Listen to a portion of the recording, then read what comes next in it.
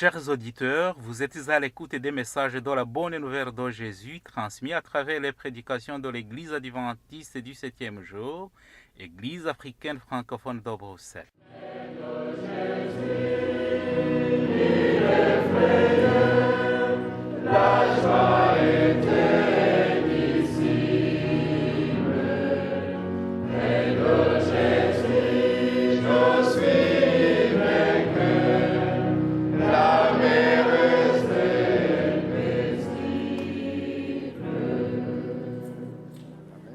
C'est ainsi qu'a commencé la bonne nouvelle de Jésus-Christ, le Fils de Dieu. C'est là ce qui est écrit dans le livre du prophète Ésaïe.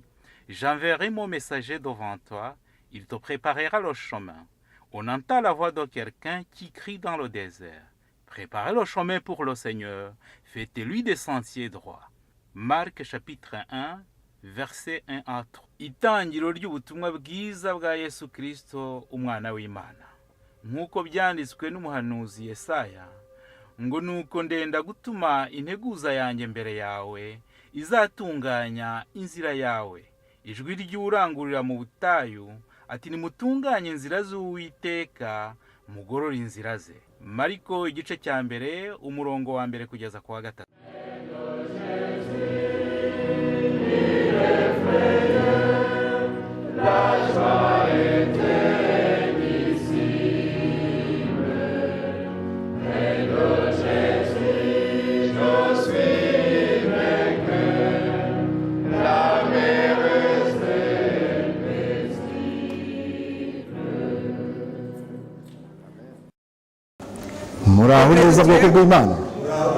Bonjour peuple de Dieu.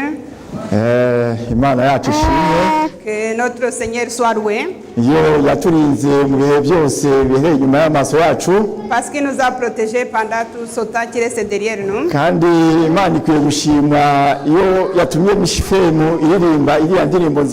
Nous le remercions aussi pour le groupe MFM qui vient de nous interpréter un beau chant.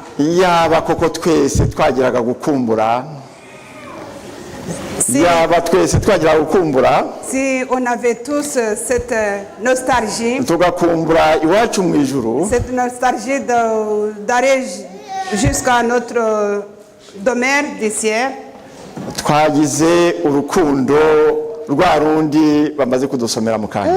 aurait pour qui est incontournable.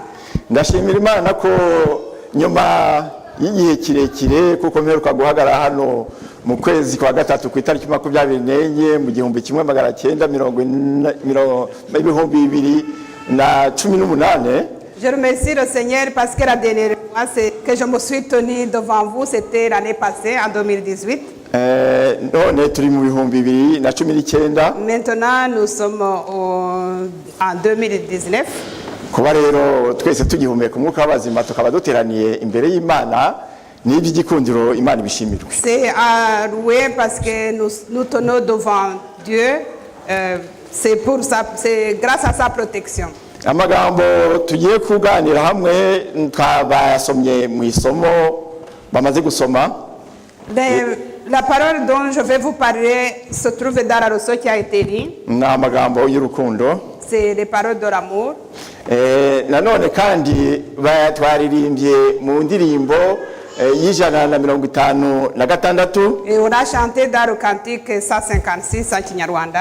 Ndagira musubire mu magambo cyane yo gusubiramo. J'aimerais revenir sur les paroles de ce chant de 156 en Kinyarwanda. Haratubwira ngo mukundane mwese. Et qui nous demande de nous aimer tous. Yesu aravuga ati, Dieu le dit.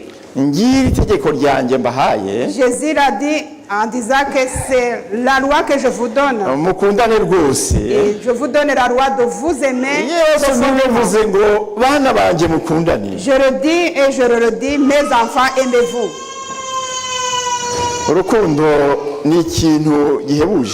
L'amour, c'est quelque chose d'extraordinaire.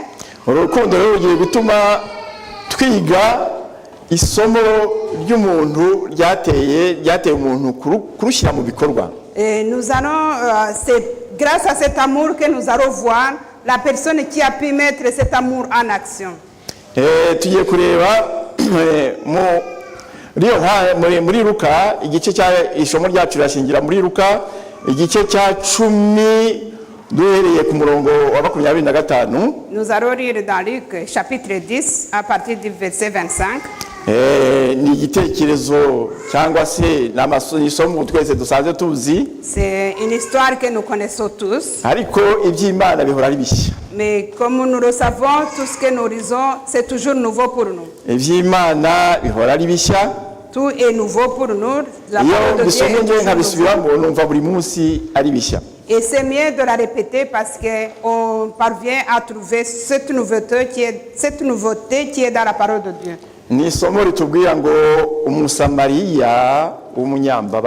Et c'est l'histoire des paraboles de la Samaritaine. Des Samaritains. Et il va lire en Kinyarwanda, ça sera projeté, si c'est possible. Ahangaha haravuga ngo umugani w'umusamariya w'umunyambabazi. Ça a été projeté, j'espère. Espérons essayer de projeter, sinon vous suivez dans la Bible en français, sinon la Bible en français. Bon, nuko umwe mu bigisha amategeko ahagurutswa no kumugerageza Yesu ati mwigisha nkore nte kugira ngo ndaga ubugingo buhoraho, mwigisha nkore nte kugira ngo ndagwe ubugingo buhoraho. Tugarukiza ngaho nkore nte kugira ngo ndagwe ubugingo buhoraho. Et en s'arrêtant sur ce verset où un des disciples a demandé à Jésus en disant, que dois-je faire pour avoir une vie éternelle? Quand tu essaies d'analyser cette question, c'est une bonne question et très importante. C'est une question vraiment très importante. Pour quelqu'un qui veut vraiment avoir une vie éternelle, que faire pour avoir cette vie éternelle? C'est une question que chacun qui a déjà accueilli le Saint-Esprit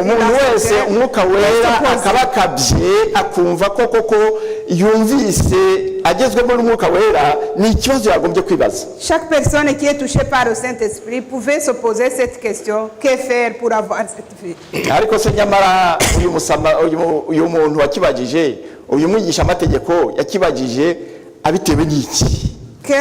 Pourquoi est-ce que cette personne a posé cette question? Et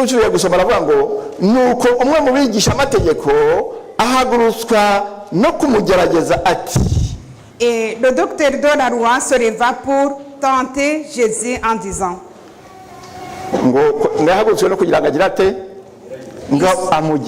il se levait pour essayer d'éprouver ou mettre en difficulté Jésus.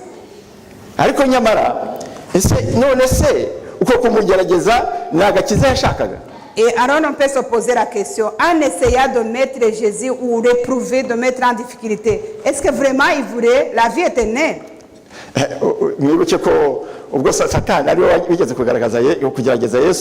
Et n'oubliez pas que Satan aussi a essayé de tenter Jésus. Quand Satan a essayé de tenter Jésus, et qu'est-ce que Jésus lui a dit? Et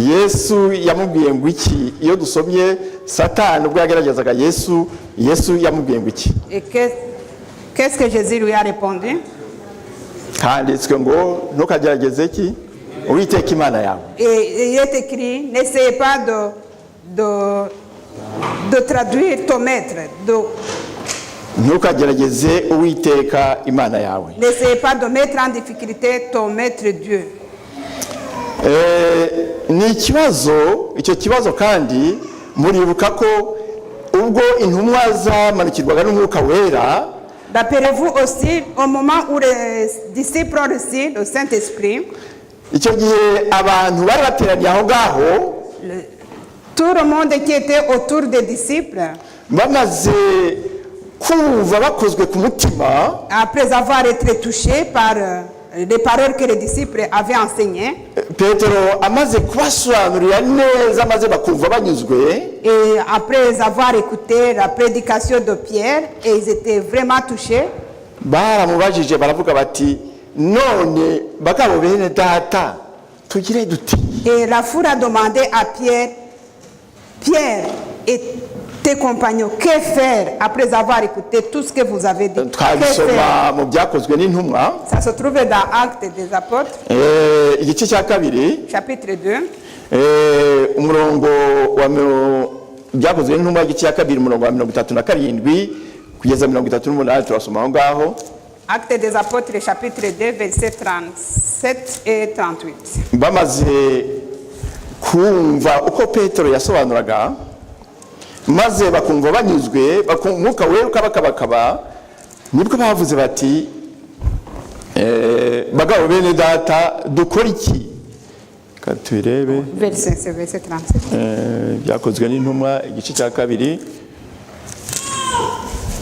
umurongo 37 38 bon abo bantu bumvise ibyo bibacumita mu mitima nuko babaza Petero n'izindi ntumwa ati bagabo bene data mbese tugire dute. Après avoir entendu ses disciples, ils eurent le cœur vivement touché et ils dirent à Pierre et aux autres disciples, oh mes frères, que ferons-nous? Bamaze kumva bibacumita mu mitima. Après être touchés par la parole de Dieu. None se liko byagendekeye uriya mwigisha amategeko? Est-ce que c'est la même chose pour le docteur de la loi? Umwigisha amategeko yahegurukijwe no kugira ate no kugira ngo agerageze Yesu. Le docteur de la loi n'avait pas été touché. Il s'est levé pour éprouver, pour vraiment tenter Jésus. Ntabwo yahagurukijwe no kugira ngo ashaka ngo yumvise ko bimukoze ku mutima cyangwa se acumiswe ku mutima ngo avuge ati nakora iki kugira ngo mbone agakiza. Il n'était pas touché vraiment dans son cœur pour demander que faire pour avoir une vie éternelle. Ariko ahangaha Petero yarabasubije ababwira ati nimwihane umuntu wese muri mwe abatizwe mu izina rya Yesu Kristo ngo mubone kubabarirwa ibyaha byanyu kandi namwe muzahabwe iyi mpano y'umwuka wera. Si nous revenons sur sa réponse de Pierre, il a dit, Pierre leur dit, répentez-vous et que chacun de vous soit baptisé au nom de Jésus-Christ pour le pardon de vos péchés et vous recevrez le don du Saint-Esprit. Murabona rero ko iki kibazo ari kibazo cy'ingenzi ku muntu ushaka agakiza. Vous voyez bien que cette question, c'est une question très importante pour quelqu'un qui veut vraiment le salut. Ariko hazabona ishyano uzahaguruka agira ngo agerageze umwami Yesu. Mais malheur à la personne qui se lève pour tenter Jésus. Kuko icyo kibazo cyo kugerageza umwami Yesu, la question posée pour tenter Jésus, icyo gihe ntabwo ubushaka akiza ahubwo ubushaka irimbukiro. La personne qui l'a posé ne voulait pas vraiment le salut, il voulait autre chose. Ibyo mpamvu rero uyu mwigisha amategeko nubwo yarize amategeko bwose akaba yari mwarimu w'amategeko yagiye kubaza abaza nabi. Abaza ikibazo yabajije cyari ikibazo cyiza ariko impamvu yamuteye kukibaza yari impamvu mbi. Mais le docteur de la loi, quand il a posé la question, que faire pour avoir la vie éternelle? C'est une bonne question, mais il a posé avec une mauvaise intention. Niyo mpamvu rero natwe uko igihe cyose twumvise ducumiswe ku mutima cyangwa se twumvise umwuka wera tukoze ku mutima tutagombye gushaka kugerageza Imana, ahubwo icyo twakora nuko twabaza ikibazo neza kandi n'impamvu ikaba nziza. Et c'est pour ça, si nous sommes touchés par la parole de Dieu, essayons de reformuler et de repenser à ce que nous allons dire pour que notre question soit en accord avec nos intentions intérieures. Kuko iyo dusomye mu Rwanda rw'Abakorinto igice cya 10 ku murongo wa 9, si nous lisons dans premier acte chapitre baratubwira ngo kandi ntimukagerageze umwami wacu nk'uko bamwe bo muri bo bamugerageje bakitwa n'inzoka.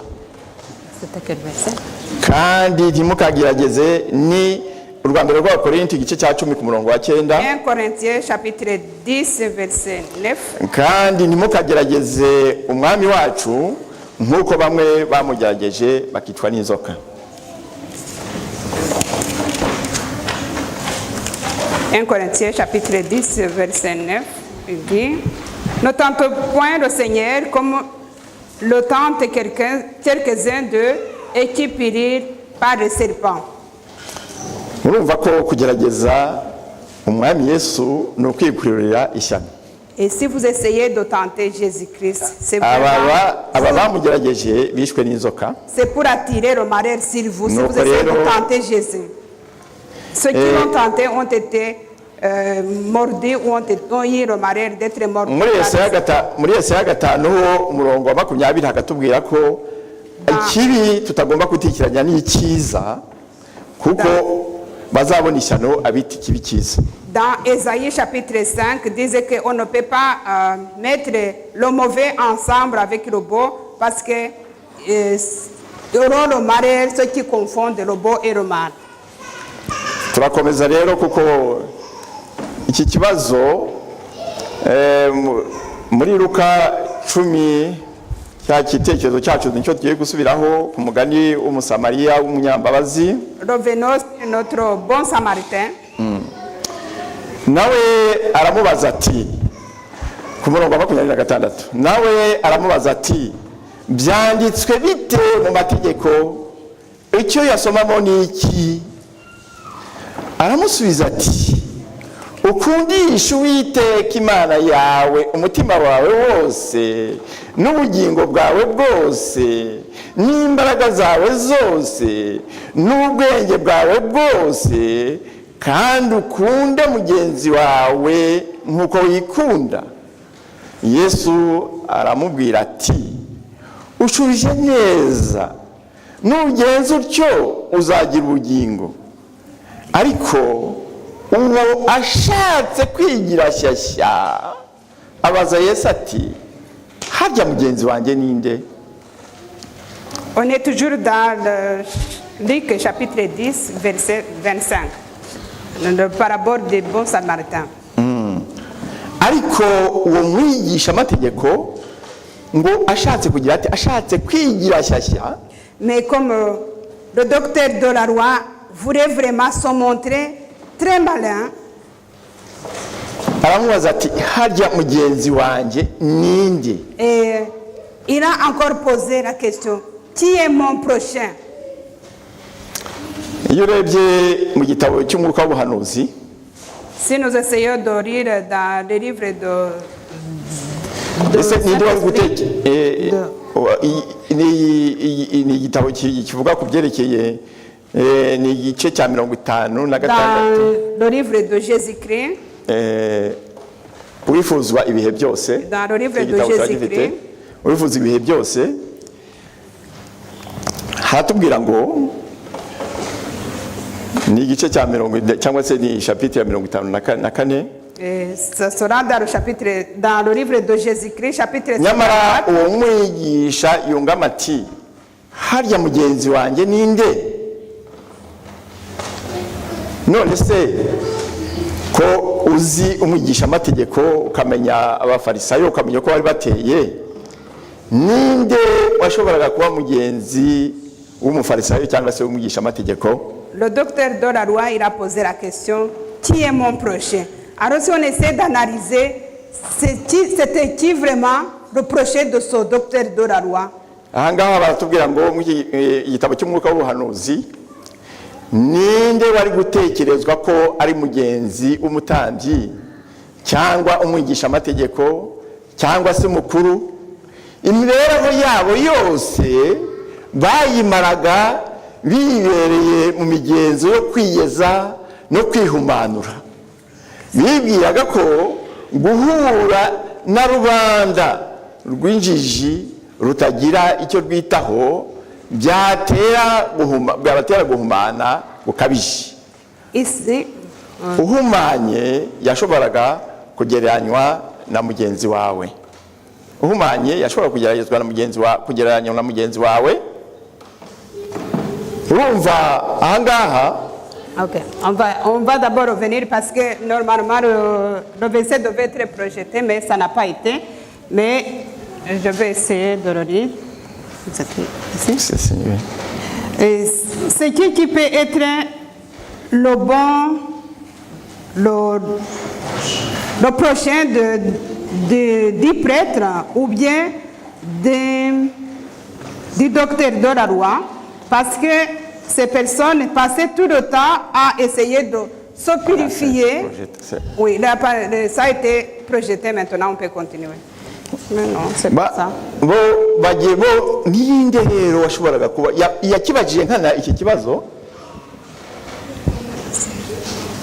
C'est pas ça, en fait.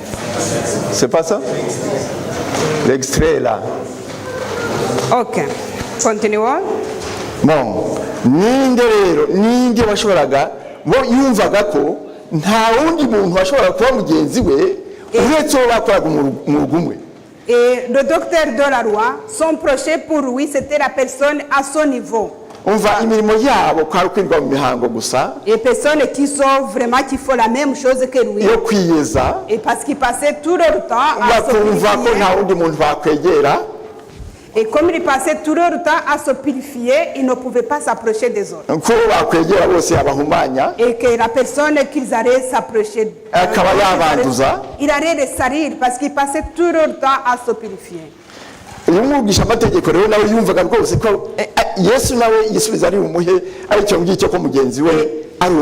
Alors ce docteur de la loi, il attendait bien que Jésus lui dise que son projet, c'est le docteur de la loi qui est à côté de loin. Mais ce n'est pas ça la réponse que Jésus a donnée. On continue.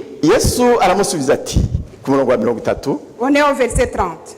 hariho umugabo wavaga i Yerusalemu amanuka agiye Yeriko agwa mu gico cy'abambuzi baramwambura baramukubita barigendera bamusiga ashigaje gato agapfa. Nuko umutambyi amanuka muri iyo nzira amubonye arakikira arigendera. N'umulewi ahageze nawe abigenza atyo amubonye arakikira arigendera. Ariko umusamariya wari mu rugendo nawe amugeraho amubonye amugirira impuhwe. Ariko umusamariya wari mu rugendo wamubonye amugirira impuhwe. Mais le Samaritain qui était sur le chemin a eu pitié de ce monsieur. Aramwegera amupfuka inguma amwomoza amavuta yayerayo na vino amushyira ku ndogobe ye amujyana mu icumbi ry'abashyitsi aramurwaza. Bukeye bwaho yenda idanariyo ebyiri aziha nyir'icumbi ati umurwaze kandi ibyo uzatanga byose birenze ku byo ngusigiye nzabikwishyura ngarutse. Noneho utekereza ute muri abo batatu ninde wabaye mugenzi uwo waguye mu bambuzi? Aramusubiza ati n'uwamugiriye imbabazi. Yesu aramubwira ati genda nawe ugira utyo. Voilà. J'espère que vous avez suivi dans vos Bibles, je n'ai pas besoin de le répéter. Ndumva byabaye projeté cyangwa se babishyize hariya mwese mwasomye. Iyo usomye iki gitekerezo rero, quand nous lisons cette parabole, usangamo ibintu bigenda bitandukanye. Nous trouvons différents éléments. Ese uyu muntu waguye mu gico cy'abambuzi yabarindi? Et cette personne qui est tombée dans les mains des brigands, ça peut être qui? Uwo muntu waguye mu gico cy'abambuzi yabarindi? Et cette personne qui est tombée dans les mains de brigands, c'est qui? Ese umutambyi wahanyuze we hanyuma agakikira we yabande? Et c'est qui peut être le prêtre qui est passé à côté? ese umurewi we wahanyuze yamara agakirikira akigendera we yaba yinde? Et si tu peux être aussi le Lévite qui est passé aussi à côté. uwo musamariya se wamufashije we yaba yinde? Et le bon samaritain aussi. Tu peux dire. ese ibintu yamufashije ni ibihe bintu rero yaba yaramufashishije? Qu'est-ce qu'il a fait pour aider le bon samaritain? Qu'est-ce qu'il a fait pour aider la personne qui était tombée aux mains des brigands? Ibi byose twabisomye twabivuze muri iri somo. Nous avons tout lu et nous avons tout vu. Yaba uyu muntu waguye mu gico cy'abambuzi, la personne qui est tombée dans les mains des brigands, yaba umutambyi, et le prêtre aussi, on a vu. Yaba umulewi twamubonye. Et le lévite aussi, on a vu qu'est-ce qu'il a fait. N'umusamariya twamubonye. Et le samaritain aussi. Ndetse n'ibyo yamukoresheje, ibyo yakoresheje amuvura cyangwa se amwomora nabyo twabibonye. Nous avons vu aussi des actes que le bon samaritain a fait pour l'aider. Uyu musamariya cyangwa w'imbabazi yabashushanya nde? Et alors on peut se poser la question, le bon samaritain, qui est-ce qu'il peut représenter? None se uyu muntu tubanze turebe uyu muntu waguye mu gico cy'abambuzi. Si nous commençons par la personne qui est tombée dans les mains des brigands. Ubundi Satani yafashe umuntu muzi ko umuntu ajya kuremwa Imana yari yaramuremye ku ishusho y'Imana. Nous savons bien que quand nous avons été créés à l'image de Dieu. Umuntu yari yaremanywe ubwenge ujya gusa n'ubw'Imana. Et Dieu nous a donné aussi à peu près son intelligence. Mbese umuntu yaga isabanaga n'Imana ashyikirana. Et cette personne qui a été créée par Dieu, il était très rapproché de Dieu. Ariko Satani yaramufashe. Mais Satan l'a pris. Aramukubita. Et il a essayé de frapper. Aramwambura. Il a essayé de tenir tout ce qui était à lui. Amusiga ari intere mbese agiye gupfa. Et il a laissé presque tout nu et sans rien sur lui. Ariko noneho agera n'igihe atagifite ikirura kimwe ari mu ivumbi Satani mukandagira hejuru. Et comme Satan ne te laisse rien, il te laisse vraiment tout nu sans rien et que tu n'as plus rien pour te secourir. Ariko iyo dusomye nanone muri iki gitabo cy'umwuka w'ubuhanuzi. Et si nous lisons encore qu'est-ce que Jésus a dit sur cette histoire du bon samaritain. Uwifuzwa ibihe byose. On lit ça dans le bon dans Jésus-Christ. Iki kibazo nanone kirabonerwa mu gisubizo cyacyo. Et la réponse a été donnée. Muri ubu buryo ikibazo ngo mugenzi wawe ninde? Si on essaie de voir c'est qui ton prochain. Yesu yerekana cyo ko mugenzi wawe atari uwo muhuje itorero. Ton prochain c'est pas la personne qui partage la même église que toi. Cyangwa kwizera kumwe gusa. Ou bien la personne avec qui vous avez la même foi. Ntihakwiriye kubaho ubwironde haba ku bwoko. Et c'est pas aussi la personne qui est dans la même ethnie que toi. Ibara. Ou bien dans la même couleur que toi. Buri muntu wese udukeneyeho ubufasha ni mugenzi wacu. Toute personne qui a besoin de ton aide, c'est ton prochain. Mugenzi wacu nuwariwe wese warembejwe n'umwanzi. Ton prochain, c'est la personne qui est vraiment envahie ou qui est dans les difficultés causées par l'ennemi. Uw'Imana wese ni mugenzi wacu. La personne de Dieu, la personne que Dieu a créée à son image, c'est toujours notre prochain. Mu gitekerezo cy'umusamariya mwiza. Si nous revenons dans cette histoire du bon samaritain. Yesu bwe yaragaragaje umurimo we. Jésus a montré son travail. Satani yabeshye umuntu aramukomeretsa. Et Jésus a montré son œuvre au moment où Satan a menti à l'homme jusqu'à le blesser. Kandi aramunyaga. Et il a dépouillé de tout ce qu'il avait. Aramwangiza. Et il a abîmé tout son corps et son âme. Ndetse amusiga ari okurimbuka. Et il a laissé à la mort, presque mourant. Ariko umukiza atugirira impuhwe. Mais Jésus-Christ a eu pitié de nous. kubw'umubabaro twarimo.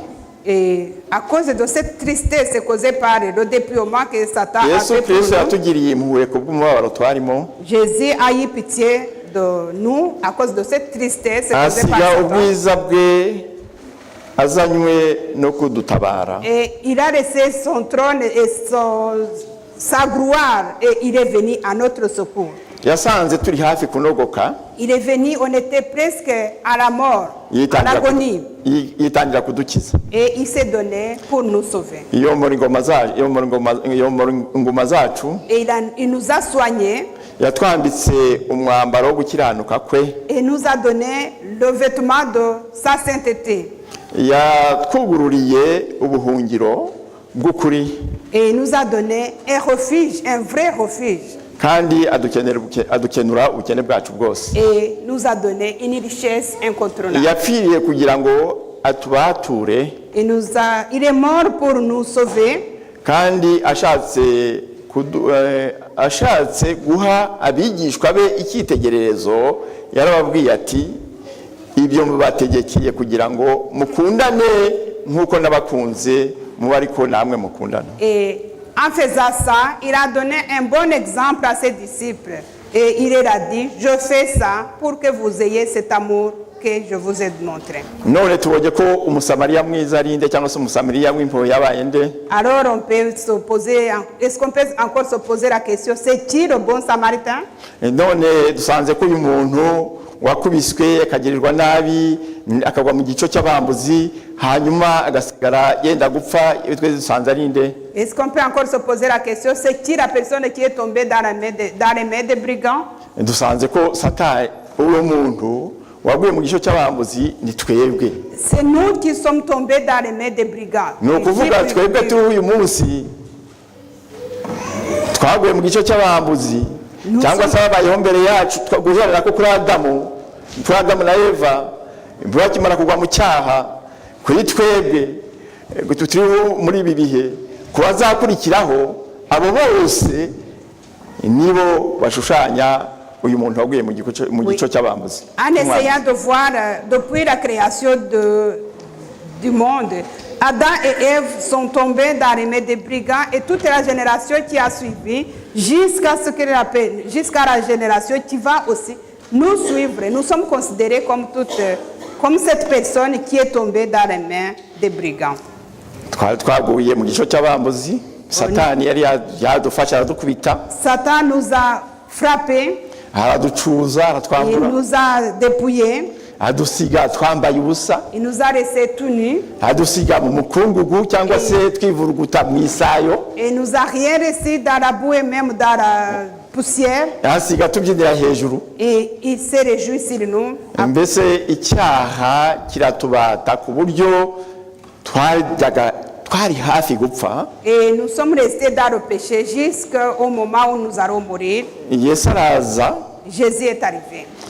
Ahinduka umuntu nkatwe kugira ngo akunde adutabara dukura aho twari turi. Jésus il s'est transformé, il est devenu comme nous alors qu'il était l'enfant de Dieu. Il est devenu comme nous jusqu'à venir vivre avec nous.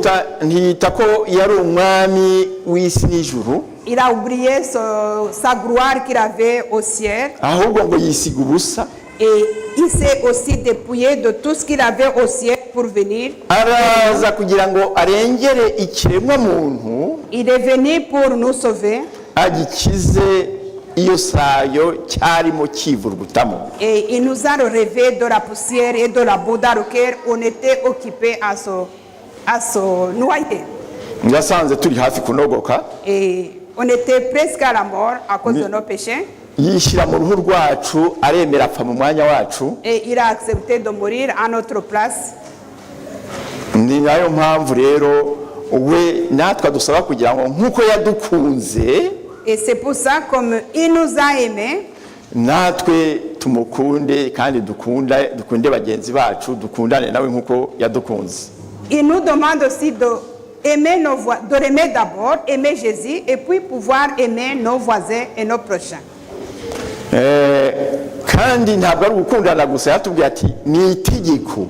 Il nous a pas demandé de s'aimer seulement, c'est une loi, c'est une obligation, s'aimer, c'est une obligation, ça devient vraiment obligatoire. Ntabwo yagarukiye aho ngaho gusa rero, kuko amaze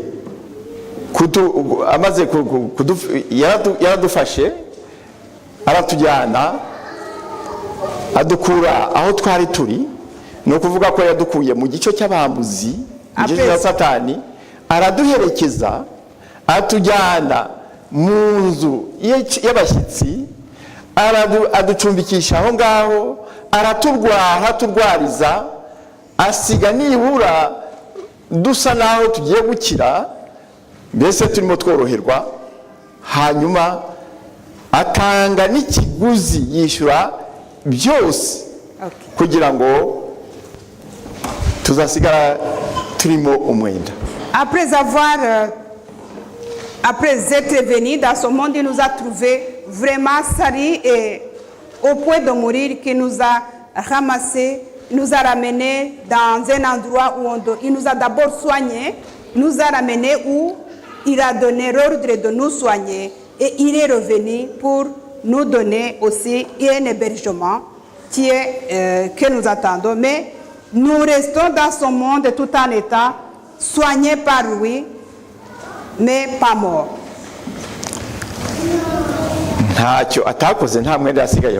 Il a tout fait pour nous rester dans une vie confortable.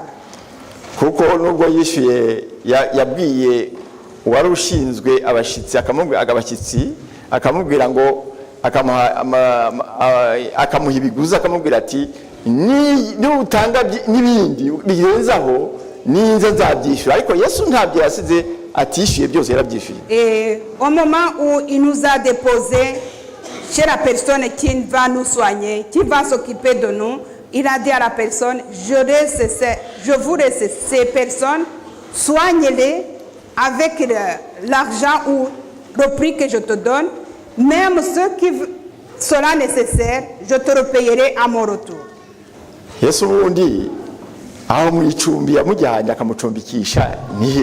On peut se poser la question, quel est cet hébergement où le bon Samaritain a déposé la personne qui était en difficulté?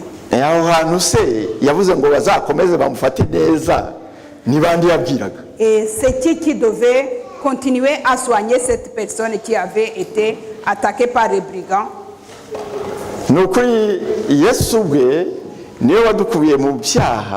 Jésus-Christ nous a relevés du péché. Et nous a amenés, nous a conduits. Et nous a amenés dans l'église. Et il a dit, c'est l'église qui va s'occuper de vous.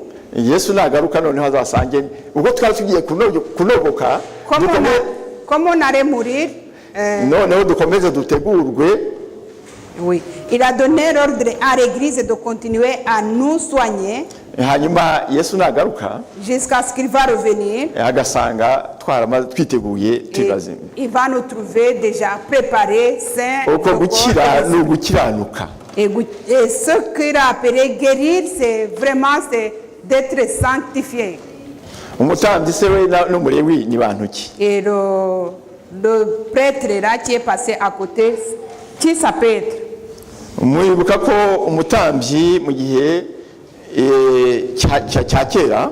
Le prêtre dans l'autre fois, dans le temps passé, avant Jésus-Christ, il faisait le travail saint dans le temple. Il était au service de Dieu pour expliquer les bonnes écritures. Ils étaient élus pour travailler dans le temple. Et le prêtre il avait comme mission montrer au peuple qui est Dieu. Et il devait aussi montrer l'amour de Dieu. Parce que tu ne peux pas montrer Dieu sans montrer son amour. Il devait être patient pour les gens qui n'ont pas d'intelligence. Et ceux qui étaient égarés aussi. Imana ibakunda. Et les prêtres avaient comme mission de montrer à ces personnes égarées qui n'ont pas d'intelligence que même malgré tout Dieu les aime. Kugira ngo barebe ko urukundo Imana ibafitiye nabo ari urukundo rutangaje. En fait de comprendre que l'amour que Dieu avait pour son peuple, il en avait aussi même pour les gens égarés, les malades et tout ça, tous confondus, Dieu les aimait. Umulewi nawe nuko. Le Lévitique aussi avait la même mission. Umulewi twamugereranya yakoraga imirimo y'itorero, yakoraga imirimo rwose y'itorero nawe. Il était aussi dans le service saint du temple. Ariko mwumve ko yageze aho hantu bose barahageze babona uwo muntu uko yari ameze ibibazo yari arimo bose barakikira barigendera. Que ce soit le prêtre et le Lévitique, quand ils sont arrivés à la personne qui avait été attaquée par les brigands, ils l'ont regardé et ils sont passés à côté. On sait bien que le chemin que la personne avait déjà emprunté était mauvais reconnu. C'était un mauvais chemin où il y avait beaucoup d'accidents. Il y avait beaucoup de brigands sur le chemin. Et tout le monde avait peur de prendre ce chemin de Jérusalem à Jéricho. Et toutes ces personnes qui prenaient ce chemin, ils étaient tous rapides, faisaient vite pour ne pas traîner dans ce chemin parce que c'était un mauvais chemin.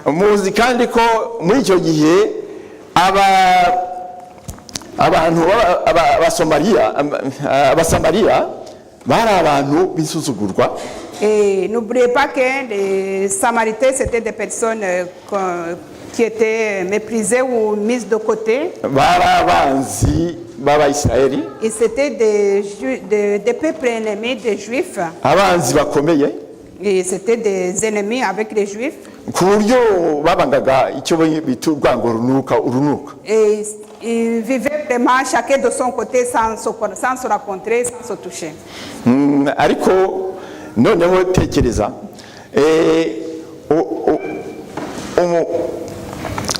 abayisiraheli ni ukuvuga umutambyi yari umuyisiraheli n'umulewi yari umuyisiraheli. Imaginez-vous que le prêtre était un Israélite et le Lévitique était aussi un Israélite. Ariko bageze aho hantu ntibanashatse kureba ko uwakomerekejwe cyangwa se wari ugiye gupfa ari umuyisiraheli cyangwa se ari umusamariya. Et quand ils sont arrivés, si la personne qui avait attaqué par les brigands, ils n'ont même pas voulu regarder si la personne qui est en difficulté, il était juif ou il était samaritain. Et ils sont passés comme si ça ne les regardait pas. Et ils ont eu peut-être peur de ne pas tomber aussi dans les mains des brigands. aza kuba ari umusamariya we upfuye uri gupfa wishwe ntacyo byari bitwaye. Et si c'était un samaritain qui avait été attaqué, les Juifs allaient passer sans aucun problème parce que c'était les ennemis. Ariko umusamariya wahageze, mais le samaritain qui est arrivé, ntabwo yitaye kureba niba ari umuyahudi. Il n'a pas regardé si c'était un juif ou pas. Il n'a pas regardé si c'était un samaritain de Saras ou de son ethnie. Il a vu que la personne avait besoin vraiment de l'aide. Il a pensé il a dit que la personne qui est en difficulté, il a toujours besoin de l'aide et c'est le moment.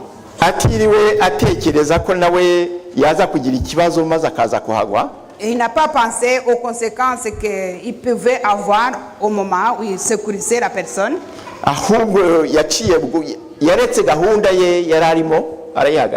Il s'est arrêté un moment. Il s'est occupé de la personne.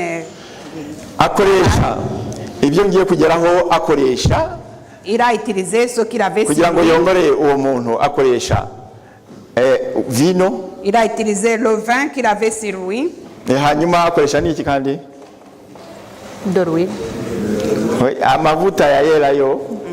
Et il a utilisé aussi de l'huile d'olive. none iyo tuvuze amavuta yera yo ahangaha mutekereza iki?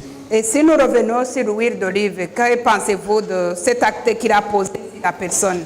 Amavuta yera yo bisobanura amavuta buri gihe bisobanura umwuka wera. Et ici, quand on parle de l'huile, ça signifie toujours le Saint-Esprit. None se vino yo bisobanura iki? Et le vin, ça signifie quoi? Bisobanura amaraso. Et ça signifie aussi le sang. Amaraso Yesu muribuka ajya kujya mu ijuru ko yavuze ngo Rappelez-vous que quand Jésus est retourné au ciel, afashe igikombe arashimira agiha umugisha hanyuma ahereza bose ati mwakire mumwe mwese kuko yari amaraso yanjye y'isezerano rishya azamenerwa mwebwe n'abandi bose. Quand Jésus, avant de retourner au ciel, avant même de mourir sur la croix, il a pris le coupe de vin, il a symbolisé ce coupe de vin, de sang. Tunafashe ko yenda icyo gihe ayo mavuta yari afite yarayimpambaye. Et on suppose que le bon samaritain, il avait pris cette huile d'olive comme son pique-nique, parce que les gens utilisent l'huile d'olive. Cyangwa se tugafata ko vino nacyo yari impambaye ikinyobwa. Et le vin qu'il avait sur lui, c'était aussi comme tout le monde des plats d'euro quand il va en voyage. C'était aussi son pique-nique. Mais il n'a pas eu peur d'avoir faim. Yarabifashe maze abikoresha avura uwo nguwo uri mu kaga. Mais il les a utilisés pour soigner la personne qui était en difficulté. Ibi bikaba bisobanura iki rero? Qu'est-ce que cela nous enseigne? Tudafite umwuka wera, hatari umwuka wera, si nous n'avons pas le Saint-Esprit, hatari amaraso yamenwe, et s'il n'y a pas eu le sang de Christ versé sur la croix, ntabwo twabashaga kuva mu cyaha. Et on ne pouvait pas sortir du péché. Iyo amaraso ya Yesu nuko amasomo yose bundi kugenda ntabwo twasoma ngo tugire. On peut pas lire toutes les versets qui parlent sur le vin et le sang. Mwese murayazi igihe kiba cyadushiranye. Le temps avance vite, mais vous connaissez tous ces versets qui parlent sur l'huile et le sang et le vin. Mumenyere ko Yesu ibyo byose tudafite umwuka wera tutabasha gukira icyaha. Si nous n'avons pas le Saint-Esprit, on ne peut pas sortir du péché. Kugira ngo umuntu wese ave mu byaha nuko abanza kwakira umwuka wera.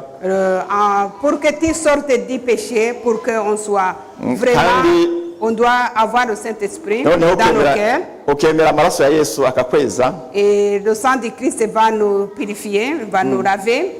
Kuko Yesu wemeye guta icyubahiro cyo mu ijuru. Comme Jésus a accepté de laisser sa gloire au ciel. Akaza akadusanga hano mu isi il est venu dans ce monde. Niwe utubwira ati mukundane rwose. Et il nous demande de nous aimer. Nkuko nawe ubwo yadukunze. Comme il nous a aimés.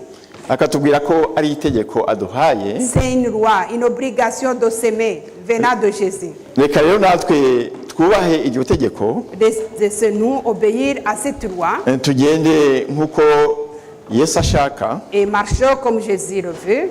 Kuko ahangaha njya gusoza haratubwira ngo igihe abana b'Imana bagaragazaga imbabazi impuhwe.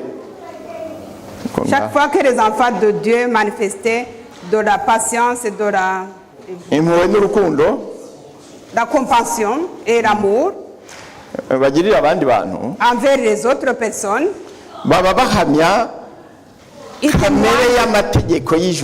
ils témoignent le caractère de la loi du ciel. Ils témoignent bien que la loi du ciel est sainte et claire. Et qu'il nous remet, il nous donne la vie. Il nous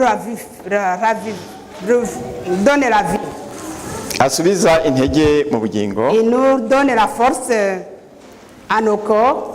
Ngiye gusoza nanone insoma ririya somo badusomeye muri Yohana igice cya 13. On va lire dans Jean chapitre 13.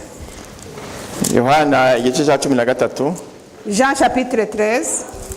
Kuri iriya murongo wa 34 na 35. Verset 35, 34 et 35. Jean chapitre 13, versets 34 et 35. Ndabaha itegeko rishya ngo mukundane nk'uko nabakunze.